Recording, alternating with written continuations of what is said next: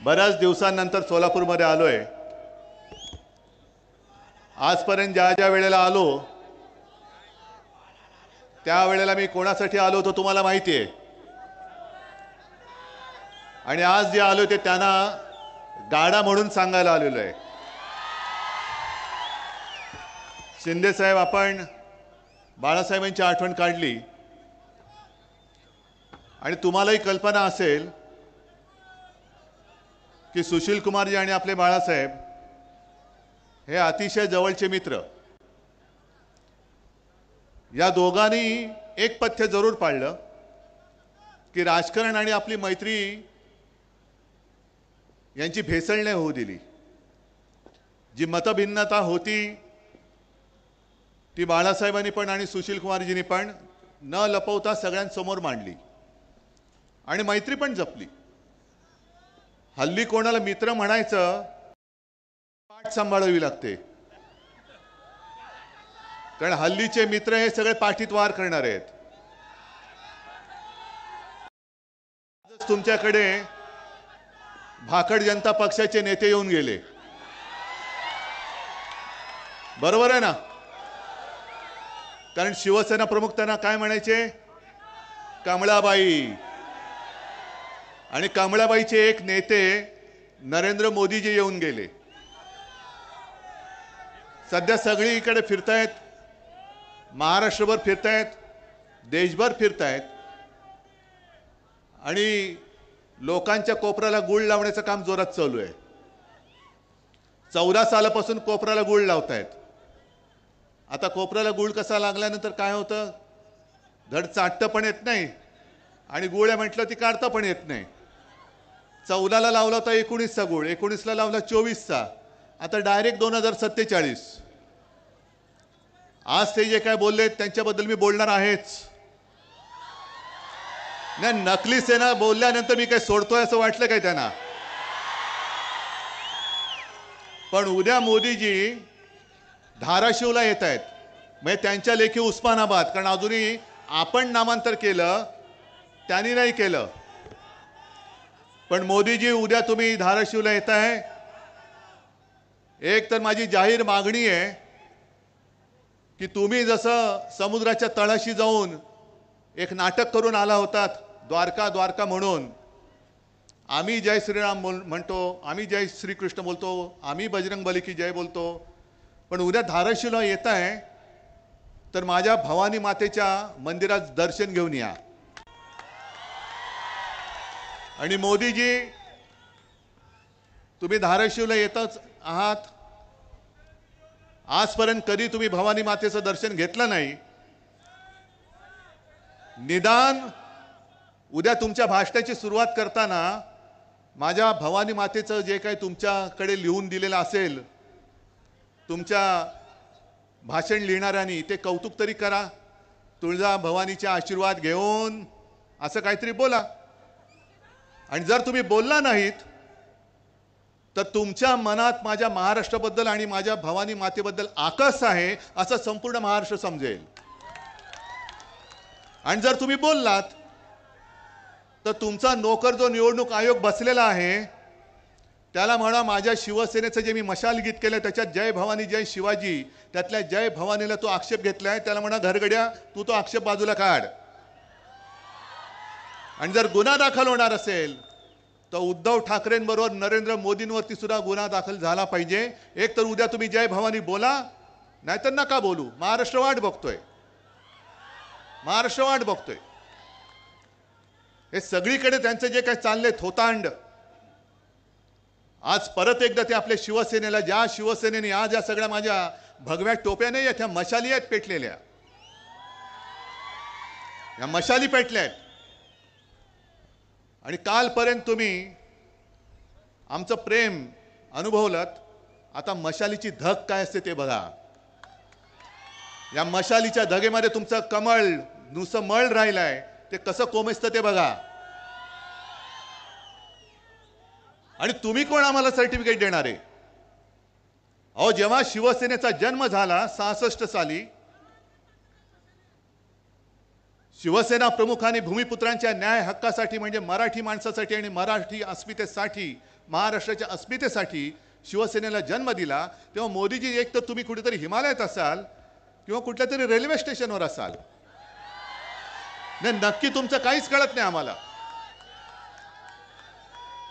आणि आज तुम्ही आमच्याकडे येऊन ज्या शिवसेना प्रमुखांनी काळात म्हणजे अटलजी तेव्हा तुम्हाला केराच्या टोपलीत टाकायला निघाले होते. राजधानी होगा असं म्हणून तुम्हाला उचलून फेकत होते. केराच्या टोपलीत जर का गेला असतात तर मोदीजी 10 वर्ष तुम्हाला जी भोगायला मिळाली ती भोगायला मिळाली नसती. आणि तुमच्यासाठी आज तमाम शिवसैनिकांनी, जसं प्रणिती तू बोललीस, सोलापूरकरांनी, अख्ख्या महाराष्ट्राने, अहो काय गंमत आहे 48 पैकी 42 खासदार निवडून देण्याचं.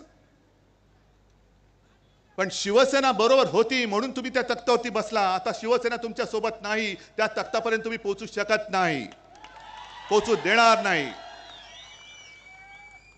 आणि संकट काळामध्ये मदत करणाऱ्या शिवसेनेला तुम्ही नकली शिवसेना म्हणता. अहो तुमच्या भारतीय जनता पक्षाचा भाकड आणि भेकड जनता पक्ष झालेला आहे. प्रत्येक ठिकाणी माणसं पैसे देऊन गोळा करावे लागत आहेत. इकडे मी तुम्हाला सगळ्यांना विचारतो, एक तरी माणूस कोणी भाडकाऊ आहे काय? तुम्ही स्वतःहून आलात ना, स्वतःची पदरमोड करून आलात ना. बघा मोदीजी, असं प्रेम, याला प्रेम म्हणतात. आज जणू काही देशातले सगळे पक्ष प्रश्न संपलेले आहेत आणि फक्त महाराष्ट्रामध्ये शिवसेना हाच आपला दुश्मन आहे. नाही, टरबूजाचं काय करायचं तुम्हाला माहिती आहे? अरे पण टरबूज असताना ते उन्हाळ्यात कामी तरी येतं. हे दुष्काळात 13वा महिना आहे आणि हे टरबूज नाहीच आहे. ते दिवाळीमध्ये काय चिरडता तुम्ही? चिराट. मग आले तेव्हा टरबूज होते.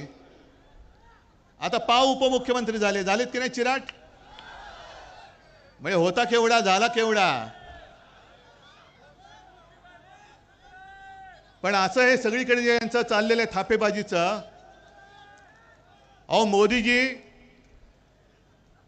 तुम्हाला ही आमची कडवट देशाभिमानी हिंदुत्ववादी शिवसेना नकोय. तुम्ही कोणाचा प्रचार करतात माहिती आहे तुम्हाला? काल रत्नागिरीमध्ये मी बोललो की 14 साली आणि 19 साली मोदीजींबद्दल आम्हालाही अभिमान होता. काय ती छाती, काय ती दाढी, एक अकेला सब पे भारी. आता एक अकेला सब पे भारी, आजूबाजूला भ्रष्टाचारी. कुठून ही अवदासा सुचली तुम्हाला काय कळत नाही आम्हाला. पण मुद्दामून आम्ही जरा 2 वेळा कागद पडत होता तरी सुद्धा हातात ठेवल्या कारणे नाव जरा विचित्र आहे.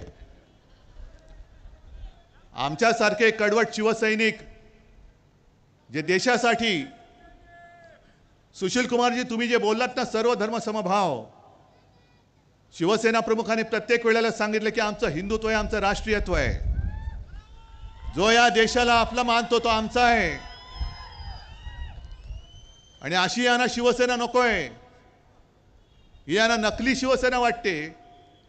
पण मी तुम्हाला सगळ्यांना सांगतो, तुम्ही YouTube बघता का? मग घरी गेल्यावरती इकडे नका चालू करू, नाही तर माझं भाषण अर्धवट राहील.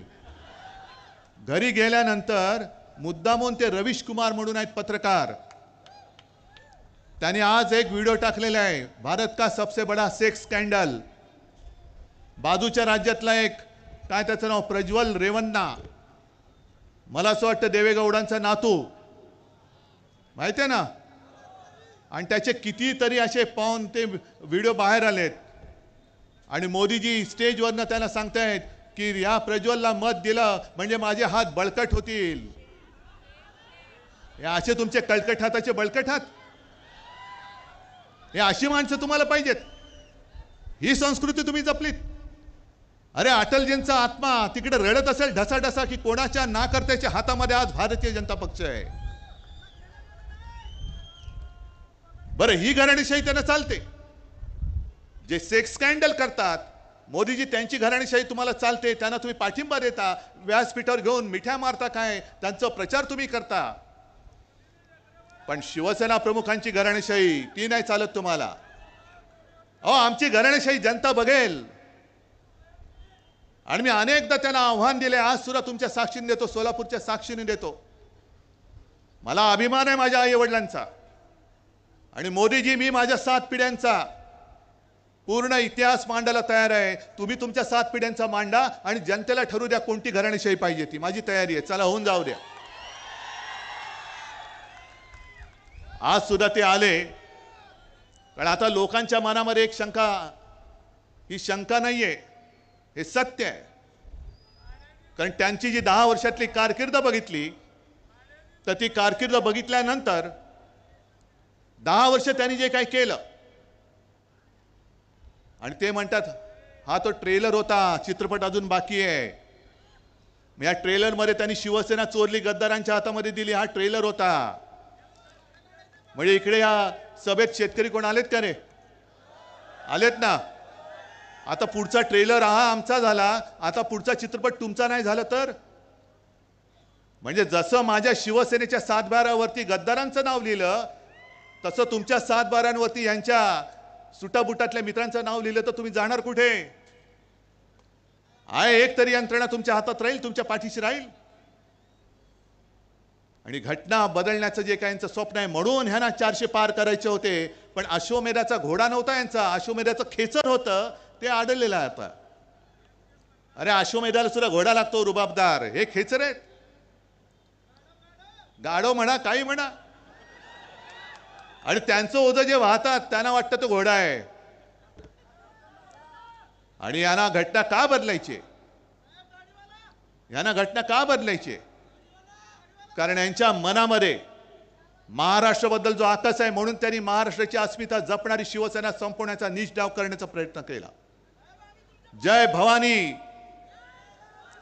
या शब्दाला त्यांनी आक्षेप घेतला. आणि आता घटना का बदलायची माहितीये? ज्या महाराष्ट्राच्या सुपुत्राने डॉक्टर बाबासाहेब आंबेडकर, ज्यांना आपण महामानव म्हणतो, दैवत, एक साधा दलित कुटुंबामध्ये जन्मलेला माणूस एवढा बुद्धिमान होऊ शकतो आणि देशाची घटना लिहू शकतो, आणि त्या घटनेवरती आम्ही देश चालवायचा? नाही होणार. महाराष्ट्राच्या सुपुत्रांनी लिहिले, एका साध्या माणसाने लिहिलेली घटना, मोदीजी तुम्ही त्याच्यासाठी म्हणून तुम्ही बदलायला निघालेले आहे. पण तुम्हाला काय वाटतं? तुमच्या एकट्याच्या डोक्यात आलं म्हणून काय देशाच्या डोक्यात येईल? तुमच्यामध्ये जर का, भाजपामध्ये जर का हिम्मत असेल, तर ज्या घटनेवरती हात ठेवून तुम्ही शपथ घेतली, त्या घटनेला, ती घटना मोडण्यासाठी पुन्हा हात लावून बघा, संपूर्ण देश पेटून उठल्याशिवाय राहणार नाही. आकस आकस म्हणजे किती ठेवायचं मनामध्ये आकस? आज ते जे काय बोलतायत की आरक्षण रद्द करण्याचा मार्ग आम्हाला कदापि मंजूर नाही, हे घेऊन आम्हाला कदापि मंजूर नाही. चांगली गोष्ट आहे, टाळ्या वाजवायला चांगलं वाक्य. आरक्षण रद्द करण्याचा मार्ग तुम्हाला मान्य नाही, तर गेले 5 वर्ष माझ्या महाराष्ट्रामध्ये जे समाज आरक्षण पाहिजे म्हणून रस्त्यावरती उतरलेत. सुशील कुमारजी, मला वाटतं कदाचित या सोलापूरमध्ये अटलजींची सभा झाली होती, आणि त्या अटलजींनी वचन दिलं होतं धनगर समाजाला, बरोबर आहे ना, की माझं सरकार आल्यानंतर मी तुम्हाला आरक्षण देईन. पंढरपूरला दिलं होतं विठ्ठलाच्या साक्षीने. किती खोटं बोलायचं? अहो, विठ्ठलाच्या साक्षीने दिलेलं वचन तुम्ही, अटलजींची वर्ष गेली, यांची 10 वर्ष गेली, मध्ये माझा मराठा समाज उभा राहिला, पण आरक्षण द्यायला तयार नाहीत. आणि आरक्षणाला आम्ही धक्का लावणार नाही. मग द्यायचं होतं ना आरक्षण, आणि संपूर्णपणे हे आरक्षण देणं, 50% वरती जाऊन आरक्षण देणं, हे लोकसभेच्या हातामध्ये. मी वारंवार सांगितलेलं आहे, ज्याप्रमाणे त्यांनी दिल्ली सरकारचे, दिल्ली म्हणजे केजरीवाल सरकारचे अधिकार कोर्टाने त्यांना दिल्यानंतरही तत्काळ लोकसभेमध्ये बहुमताच्या, 5वी बहुमताच्या जोरावरती तो निर्णय बदलला आणि दिल्ली सरकारचे, केजरीवाल सरकारचे अधिकार काढून घेऊन स्वतःच्या हातात घेतले. तसे माझ्या आरक्षणाच्या बाबतीचा निर्णय मोदीजी तुम्ही आजपर्यंत लोकसभेत का घेतला नाही, हे उद्याच्या सभेत आम्हाला सांगा. सांगा आम्हाला उद्याच्या सभेत. आरक्षण काढणं आम्हाला मंजूर नाही. अहो, आरक्षण काढण्याची हिंमत करून दाखवा तुम्ही. लोकांच्या मनामध्ये जी भीती आहे ती हीच भीती आहे की हे घटना बदलायला निघालेत. आरक्षणाचं, आमच्या न्याय हक्काचं काय होणार? आणि महाराष्ट्राच्या सुपुत्रांनी महामानव डॉक्टर बाबासाहेब आंबेडकरांनी लिहिलेली घटना, अरे त्यांच्या पोटामध्ये जे मुरडा उठतो तो तोच आहे की साध्या कुटुंबात जन्मलेला माणूस हा एवढा बुद्धिमान कसा होऊ शकतो, त्याला लोक दैवत मानतात. मी किती वेळा सांगतोय की तो अवतार हे सांगतो, पण मला अजून देव मानत नाही, पण बाबासाहेबांना दैवत मानतायत. या सगळ्या गोष्टीचा विचार केल्यानंतर मला काही जण विचारतात, जसं एक 4 दिवसापूर्वी मुंबईत वर्षा गायकवाड आली होती घरी. मला प्रेसने विचारलं, शिवसेनेची मतं काँग्रेसला ट्रान्सफर होणार का? म्हटलं का नाही होणार, कारण काँग्रेसच्या हातामध्ये आज मशाल आहे. त्याच्यामुळे हातामध्ये मशाल घेऊन आम्ही विजयाची तुतारी फुंकणार आहोत. काय प्रॉब्लेम आहे तुम्हाला? काय अडचण काय? भाजपा म्हणजे ब्रह्मदेव नाहीये. भाजपा म्हणेल तेच हिंदुत्व, भाजपा म्हणेल तोच देशप्रेमी, आणि भाजपच्या विरुद्ध बोलेल तो देशद्रोही. हे नाही, हे ब्रह्मदेव नाही आहात तुम्ही. आणि पुन्हा एकदा सांगतो मोदीजी, तुम्ही आम्हाला जे नकली म्हणून हिणवत आहात, नकली शिवसेना म्हणाला, मी परत सांगतो, नकली बोलायला ती तुमची डिग्री नाही आहे, ही असली शिवसेना आहे. आणि या शिवसेनेचा दणका काय असतो तो तुम्हाला 4 जूनला महाराष्ट्राच्या मतपेट्या उघडल्यानंतर कळेल. आज सोलापूरचे जे प्रश्न आहेत, आज महाराष्ट्र तहानेने व्याकुळ झालेला आहे.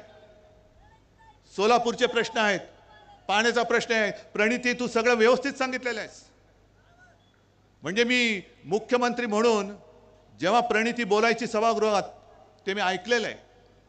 आणि हाच आवाज आपल्याला लोकसभेमध्ये पाठवायला पाहिजे, हाच पाठवायला पाहिजे.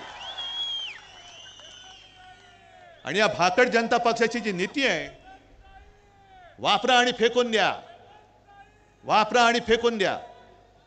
शिवसेनेचा वापर केला, 14 साली पंतप्रधानपदी बसले, 14 सालीच ऑक्टोबरमध्ये अचानक आपली युती तोडून टाकली. काय कारण होतं? 19 साली सुद्धा पंतप्रधानपदी बसले. मी तुळजाभवानीची शपथ घेऊन सांगितलं की मी बाळासाहेबांना दिलेलं वचन आहे की शिवसेनेचा मी मुख्यमंत्री करून दाखवेन. आणि हे वचन अमित शहाना मी सांगितलं होतं, त्यांनी मान्य केलं होतं, पण मोडला शब्द.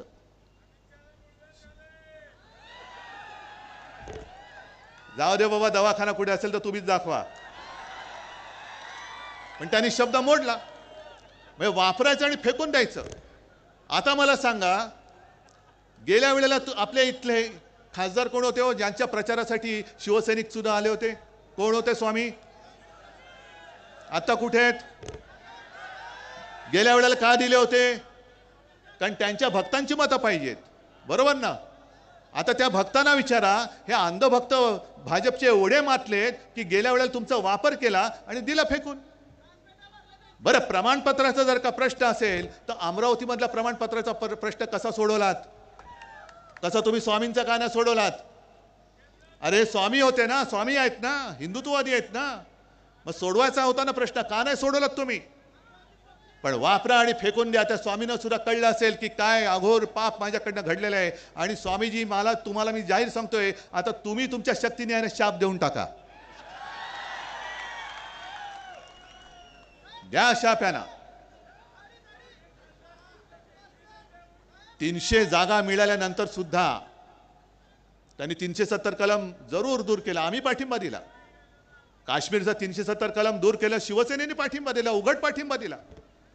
पण 370 कलम काढल्यानंतर सुद्धा अजूनही काश्मीरी पंडित काश्मीरमध्ये का जाऊ शकत नाहीत? अरे काय सगळी माहिती आहे हो, अपडेट तुमच्याकडे, अप टू डेट. अरे तुमच्याकडनं आम्हाला शिकलं पाहिजे बऱ्याचशा गोष्टी. नाही, हे बोलतात ते काय अगदीच काय खोटं नाहीये. कारण ते गाणं आहे ना, ये पब्लिक है सब जानती है. आम्हाला वाटतं आम्ही शहाणे आहोत, पण आमच्यापेक्षा तुम्ही कित्येक पटीने जास्त हुशार आहात. थांबा थांबा थांबा थांबा.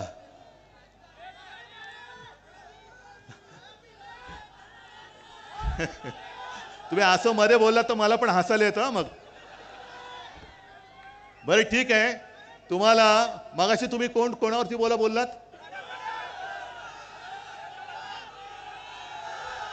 काय ते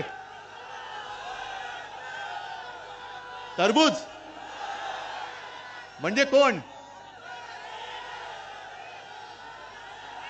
म्हणजे कोण? अरे म्हणजे मध्ये मी त्याला फडतूस बोललेले ते आता नाही मी बोलत आहे, नाही तर सांगतील पुन्हा फडतूस बोलले. मी त्यांना फडतूस बोललो होतो, आता बोलत नाही. मी त्यांना कलंक पण बोललो होतो, पण आता बोलत नाही, कारण त्यांना फार वाईट वाटतं ते. त्यांनी परवा एक आमच्या इकडे विनोद केला रायगडमध्ये. ते म्हणाले बाकीची कामं सोडून द्या, म्हणजे कामं नाही केली मोदींनी, हे त्यांनी स्वतः सांगितलं. पण निदान मोदीजींनी करोना काळात आपल्याला लस दिली म्हणून आपण जिवंत राहिलो. म्हणजे जे काय संशोधक आहेत ते काय गवत उपटत बसले होते? मोदी एवढे सगळं ब्रह्मांड त्यांना माहिती आहे. मोदीजींनी लस बनवली. आम्हाला अभिमान आहे की लस जी बनली ती माझ्या महाराष्ट्रामधल्या पुण्यामध्ये बनलेली आहे, पुनावाल्यांनी बनवलेली आहे, आणि तिथून मोदीजींनी तिकडनं घेतली. पण मोदीजींनी जरी लस दिली असली तरी मोदीजींनी लस ती अशी काय हवेत नाही सोडली. खेड्यापाड्यामध्ये महाराष्ट्र सरकारने शासन यंत्रणा वापरून प्रत्येकाला लसीकरण केलं होतं. महाराष्ट्र सरकारच्या यंत्रणेचं कौतुक केलं पाहिजे तुम्ही. आणि महाराष्ट्र कसा वाचला माहितीये? करोना काळामध्ये देशात नंबर 1 चा मुख्यमंत्री म्हणून माझा उल्लेख झाला होता. पण तो नंबर 1 माझा नव्हता, नंबर 1 तुमचा होता. कारण मी जे जे तुम्हाला सांगितलं ते ते तुम्ही ऐकलत ना. म्हणजे खरं लोकांना वाटत होतं हे बोलतायत कठीण आहे, कसं काय लोक ऐकणार. तोंडाला मास्क लावा, घरी पडू नका, 2 हात दूर राहा. मी जे जे सांगितलं ते तुम्ही ऐकलत, म्हणून आणि म्हणून महाराष्ट्र वाचला. मोदीजी तुमची लस नंतर तुम्ही लस दिलीच नाही. लस माझ्या महाराष्ट्रामध्ये बनली. पण ती लस मिळवण्यासाठी सुद्धा महाराष्ट्र सरकारला केंद्राकडे किती विनवण्या करायला लागल्या.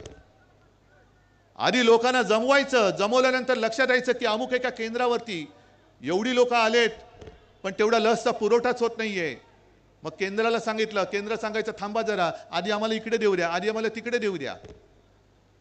हे सगळे तुम्ही सगळे चाळे केलेत.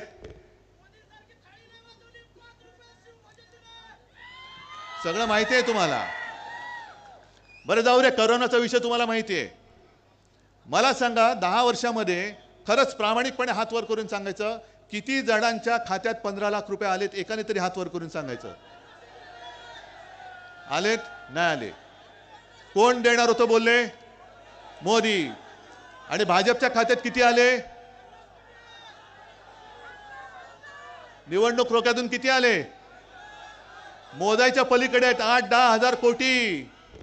मग आजचे दिन कोणाचे आले?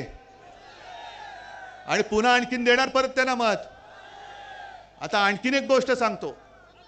निवडणूक रोख्यांचा घोटाळा हा जगातला सगळ्यात मोठा घोटाळा आहे असं कोण बोललं तुम्हाला माहितीये?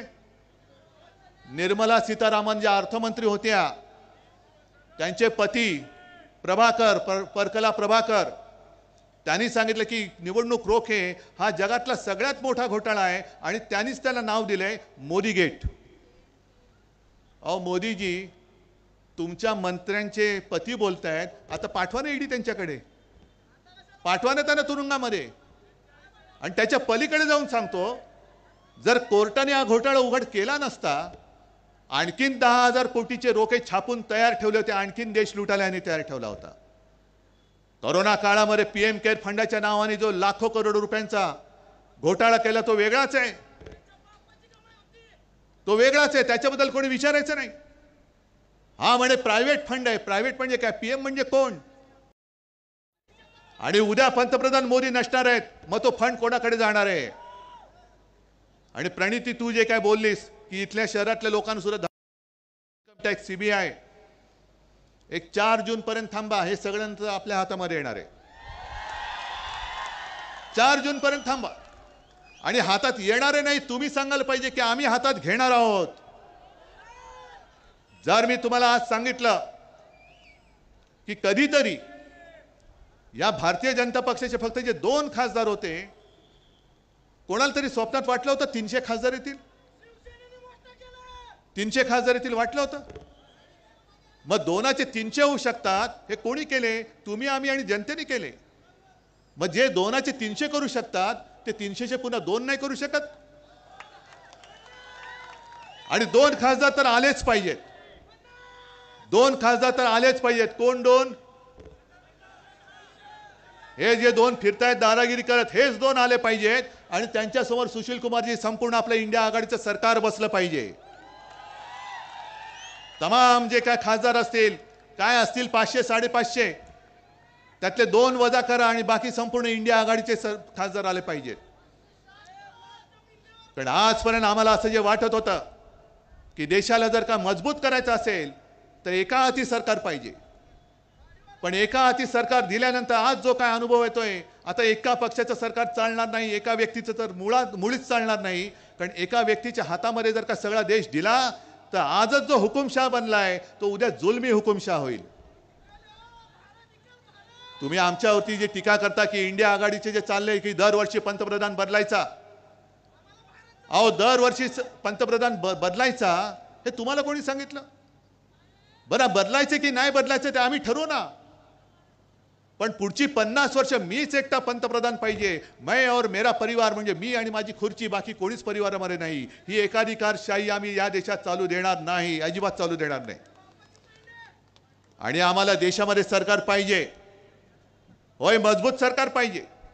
पण देशातल्या सर्व राज्यांचा मान ठेवून एकत्रितपणे सगळ्यांना घेऊन सबका साथ सबका विकास, सबका साथ आणि दोस्तों का विकास करणारं सरकार नकोय, सबका विकास करणारं सरकार पाहिजे. जसं अटलजींनी चालवलं होतं सरकार, नरसिंहराव त्यांनी चालवलं होतं, मनमोहनजींनी चालवलं होतं, सगळे होतं ना. एनडीए तेव्हा एनडीए होता, त्याच्यानंतर मला वाटतं यूपीए होता. सुशील कुमारजी तुम्ही गृहमंत्री होतात, तेव्हाही सरकार चाललेलं होतं. मग सगळ्यांचं मिश्र सरकार हे उत्तम देश चालू शकत असेल तर आज देशाला मला असं वाटतं अशा संमिश्र सरकारची गरज आहे, हुकुमशाहीची गरज नाहीये. नकोय आम्हाला हुकुमशाह. नाही त्याची तर तुम्हीच हजामत करणार, मी कशाला घेऊ? मी चोरांवरती बोलत नाही, गद्दारांवरती बोलत नाही, ज्यांना दिल्लीवरनं चाव्या दिल्या जातात त्यांच्यावरती तर अजिबात बोलत नाही. पण आता तुम्ही सगळ्यांनी मला जरा जोशात सांगायला पाहिजे. मी मुद्दामून आलोय प्रणितीला, मला माहिती नाही मी किती तिच्यापेक्षा मोठा आहे वयाने. सुशील कुमारजी मला आशीर्वाद देतात, पण प्रणिती मी तुला वयाच्या याने आशीर्वाद द्यायला आलोय, हो आशीर्वाद द्यायला आलोय. प्रणिती तुला मी तुझा मोठा भाऊ म्हणून शुभेच्छा द्यायला आलोय, हो तुला शुभेच्छा द्यायला आलेलो आहे. आणि हे सगळे माझे तुझे सगळ्यांचे मोठे भाऊ, छोटे भाऊ, बहिणी, माता भगिनी इकडे बसलेले आहेत, हे सगळे इकडे तुला आशीर्वाद द्यायला आलेले आहेत. आणि आशीर्वाद नुसते शाब्दिक नकोय. हे जे काय मला माहित नाही उमेदवार समोरचा कोण आहे, बाहेरून पार्सल आणले म्हणतात, म्हणजे सगळं काही इकडनं जे बाहेर नेत आहेत, महाराष्ट्राचे उद्योग बाहेर नेत आहेत. पण कांद्यावरती निर्यात बंदी अजून आहे. तशी आता ही इथली जे काही बाहेरनं आलेले उमेदवार आहेत त्यांची निर्यात करून टाका, परत देऊन टाका.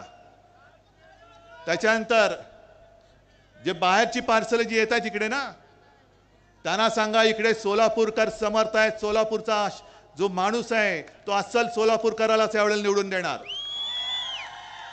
आणि सुशील कुमारजी तुमची कारकीर्द, तुमच्यावरती प्रेम करणारे असंख्य इकडे सोलापूरकर आहेत.